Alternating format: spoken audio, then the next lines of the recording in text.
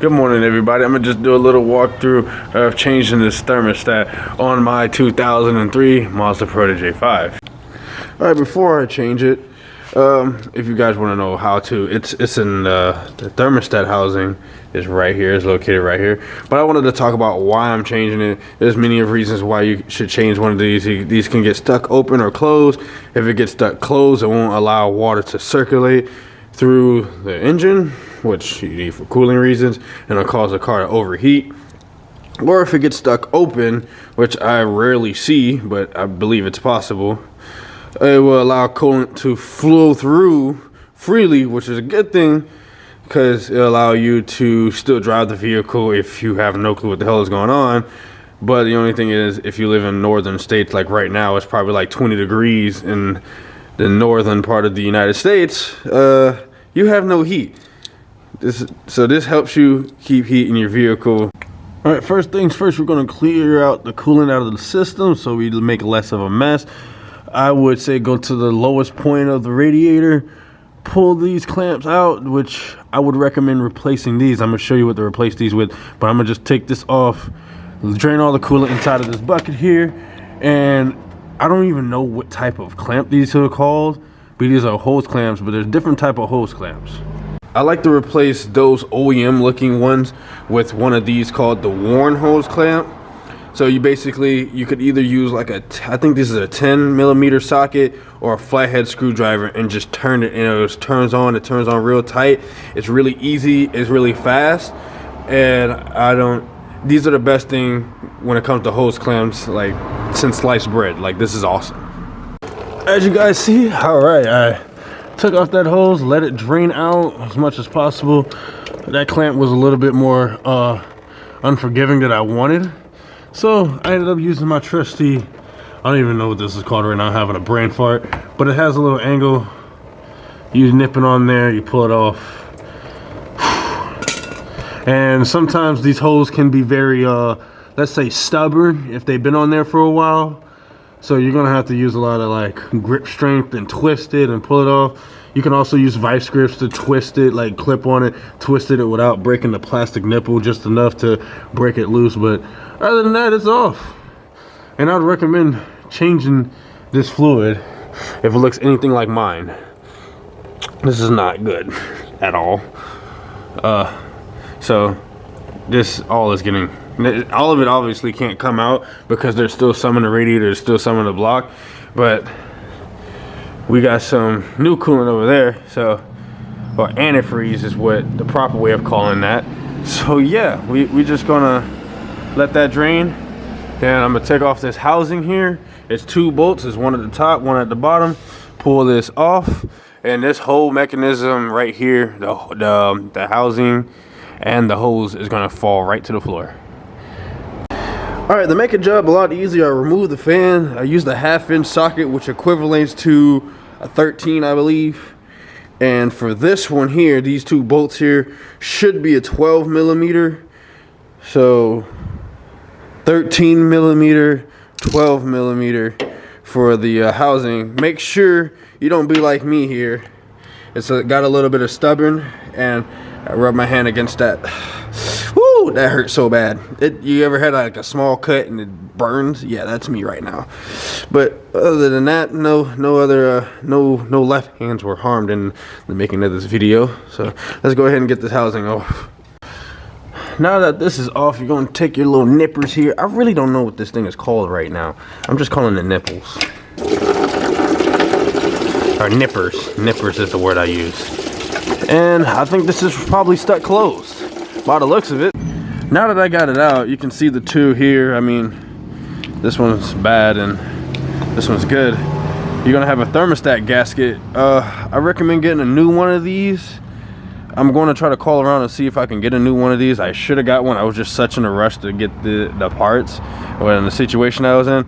But if not, I'm gonna try to reuse this. I wouldn't recommend reusing these things because this is very, like, you know, you don't want to spend another 20 bucks on coolant just because of a gasket. So I'm gonna try to see if I can get a new gasket somewhere local. If not, I'm gonna just reuse this until I can get a new one, and then I'm gonna do all this process over off camera by myself like an idiot because I should have got this in the first place. All right, hold on. I promise I'm not going to use the bathroom in here. I just have to wash my hand. But here's the gasket, what it looks like. And good news, not the nearest by. It's a little bit more out of the way. It's like the AutoZone warehouse or whatever. Whatever. It has the gasket. So that's good news. Also good news. Boys, breakfast time. I'm finna eat some good at pancakes, you know what I'm saying? You know what I'm saying? I'm finna eat some good pancakes.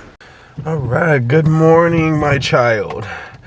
This is my other baby right here. This is my little golf R here, but you guys already knew that. I hear that cold start, that vacuum cleaner cold start. Can't hear nothing. So, certain amount of likes will get me an exhaust in this car. Like, I need an exhaust. Let's just say that. All right, guys. So I went to the furthest AutoZone possible. It feels like I didn't really go that far, but I got the right gasket. And when you go to these places, make sure you bring the part that you need with you, because sometimes you get people that don't know about cars that's working at AutoZone, and they'll give you the wrong stuff. So it's easy just to bring it with you so you know what you're looking for, just in case you may not know either. You know, there's so many cars with so many parts. They don't know everything, and neither do I, and neither do you. So make sure you bring this with you to fulfill everybody's ego and to make it easier for everybody. All right, the sun is starting to come out, Florida sun. So you stick this baby boy back in there too, and you make sure you get it in there right, and you put that housing back on and you should be good to go. I'm gonna try to do this without breaking it. I tend to break things. If you're like me, say hi in the chat or the comment section. This is not a live stream. I need to start doing live streams. But yeah, if you like to break things, say hi in the comment section there. I'm gonna see how many people break stuff on accident like me. And you know, that lefty loosey, righty tighty. No, for me, it's the opposite around. It's 100% opposite. It's righty loosey, lefty tighty for me, because that's how much I mess up on things. All right, we should be good there. It looks kind of cool there. I mean, brand new. I'm really hoping this solves this problem here, because any other problems I have with this thing it's gonna be a headache to try to figure out. All right, so I'm gonna try to put this in the sun. You see how you got all that unnecessary gunk. Get your wire brush or a wire wheel, clean that off before you put that on. And I'm gonna go ahead and just fast forward all of this work, put everything in the car, and we're gonna put, and the last step is to put the coolant in and to let the car bleed. So we're gonna just skip to that. I'm not gonna bore you guys with me going and a couple of curse words, because I probably might have hurt myself again and stuff like that. You know, my colorful language is not accepted on YouTube. Alrighty, so now we're just gonna add antifreeze, bleed the system, and hope that solves the problem of my overheating issues. Make sure it goes correspond with the vehicle. Mine's is Asian, you know, just like how I like my girls. I like my antifreeze. So yeah, they have different colors for different cars. I know Europeans, I think like a purplish blue or something like that. I don't really know, but I know this is green. Hopefully this is green. It says green on the bottle, so I'm really hoping that my eyes aren't, you know, deceiving me or anything like that. Okay, I just filled it regularly. So you fill it with the car off. Make sure you go to a place where you don't mind coolant being on the ground here, because this is going to get a little bit messy. It's going to have a lot of bubbles and stuff like that. But the fun part is you guys get to hear a cold start on this car, and I haven't cold started this car until today. So this is awesome. All right, check engine light is always on a Protege. You know, that's just the standard. I'm gonna get this. What the hell was that noise? Woo. All right, it's a lukewarm cold start up because I kind of started it to get it here. It actually cold started by itself. I used to have to cold start it like manually by pushing my foot on the gas, but it's doing it by itself. All right, so turn on the heat here so it can go through the heater core, which is an inside radiator, if in case you didn't know. Turn that on full blast. We got a lot of, I could smell it, but we got a lot of smoke coming from that exhaust pipe. I might die of carbon monoxide poison, but you know, all fun and games. All right, so while the car is on, as you see it here, I don't know if you guys can see that, but it's bubbling. So that means it's working. You're getting all the air out of the system here. And at the same time, you're looking for any leaks. Any leaks. In this case, what you see there is the fan blowing the coolant off, because I'm putting this on there, it's leaking down from the top here. But all the work that you've just done, you need to make sure there's no leaks or anything like that. So I got coolant leaking from the front there because of this. Other than that, I don't see any other leaks. So this is where you know if you've done your job right. When the car starts to get hot, it will turn on both of the fans. Well, my car, my fans are always on, so that doesn't mean anything here, but this is Florida, so I've wired the fans to be on when the ignition is on, because it's super hot. It's crazy hot here. So you see how it's leaking out of the side there, but it's okay.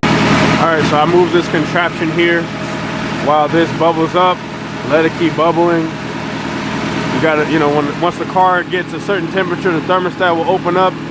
Do that. This is a new one. It should open up, and you're gonna see all the coolant go all the way down, as you see here.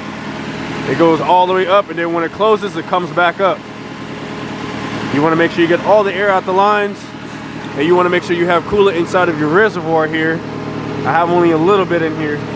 So after I finish here, I'm going to add this up to the full mark, and we should be good to go. So my coolant gauge, or the high and low gauge here, it wasn't working when the radiator cap was off. It was just staying on cold. It didn't build any pressure, nothing. So now I think that the thermostat is working, even with the cap off, without it overheating. It's actually working. So I'm gonna try to get it to a regular operating temperature before I put the cap back on. And once you put the cap back on, do not take it off, because you know it will have a lot of pressure. So if you open this up when it's hot, this cap is gonna go kaplowy, and you even have a warning signal on here. And why is this in Japanese? It's in Japanese and in English. That's funny. And in Spanish. I've never noticed that. But it'll go kaplowy right in your face, and you're gonna look like you have a skin condition or something like that, because your skin is going to be burnt.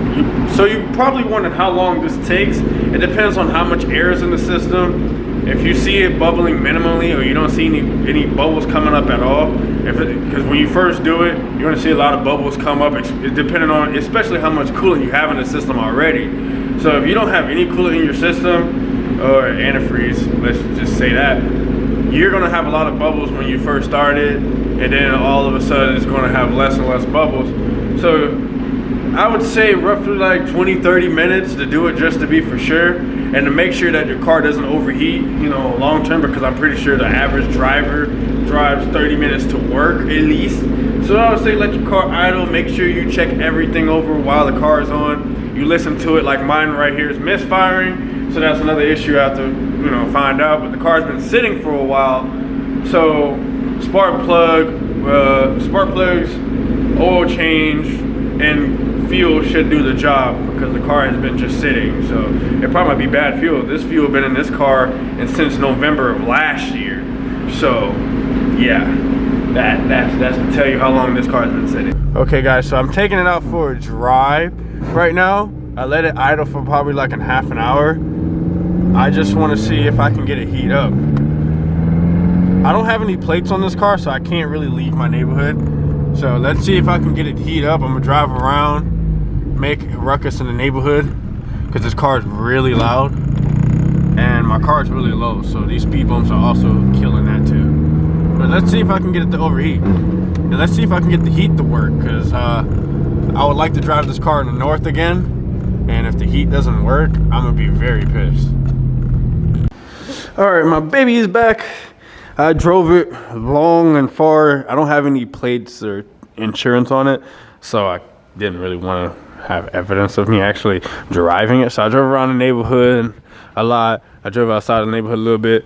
I still can't get the heat to blow hot, but I think it's because as I keep driving, that coolant gauge keeps dropping, and then it will go up and it will drop again. So that thermostat, at least I know the thermostat is working, but I just don't think I can physically get the car hot enough unless I drive it a long time, which I've had that issue the first time when I bought the car.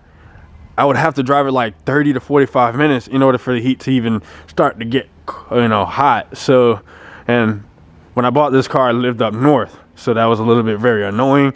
But once it got hot, it was extremely hot. So it took a while to get hot, but once it got hot, it got extremely hot. But I'm not really worried about that right now because I live in Florida, man. Look at that sun. It's hot right now. It's like 70 degrees today, or going to be in the 80s today. I'm not worried about the heat in this car until I go up north, which I will be bringing this car up in the north. Basically, this was my road trip car. I have the roof racks, the hatch and everything. This was my road trip car, and this is also now going to be my road trip dash track car. So if you guys want to see more content on that car, I would do it. If you guys got bored of that, I will stop doing that. But I'm trying to you know, I like supercar events and stuff like that. But if you guys want to see me hit the track with the thing, the only thing I'm missing is like half roll cage. I need to get a new helmet because I don't have a helmet anymore. I'm going to change like the fog lights, the headlights, because they really suck.